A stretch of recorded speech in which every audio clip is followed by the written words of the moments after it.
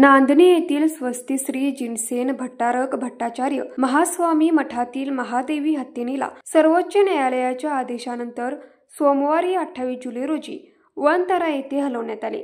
या पार्श्वभूमीवर शेकडो ग्रामस्थांनी मठ परिसरात गर्दी केली होती। हत्तीनीला निरोप देण्यात आला। मठाच्या वतीने महादेवी हत्तीनीची विधिवत पूजन करण्यात आले। त्यानंतर महादेवी हत्तीनीची शेवटची मिरवणूक म्हणून नांदणे गावातून काढण्यात आली। हत्तीनीने मठाच्या 865 गावामध्ये आत्मीयता निर्माण केली होती, त्यामुळे तिच्या जाण्याने ग्रामस्थ भावुक झाले होते। या पार्श्वभूमीवर कोल्हापूर पोलिसांकडून परिसरात मोठा बंदोबस्त तैनात करण्यात आला होता। कोणताही अनुचित प्रकार घडू नये यासाठी दक्षता घेतली जात आहे। वनतारामधील पथक गुजरात पासिंगची अॅनिमल अँब्युलन्ससह नांदणीत दाखल झाली होती। सर्वोच्च न्यायालयाने मुंबई उच्च न्यायालयाचा आदेश कायम ठेवत मठाची याचिका फेटाळून लावली। यावर प्रतिक्रिया देताना मठाधिपती जिनसेन भट्टारक भट्टाचार्य स्वामीजी म्हणाले, न्यायालयाचा निर्णय आम्हाला मान्य आहे, यावर मी अधिक बोलणार नाही।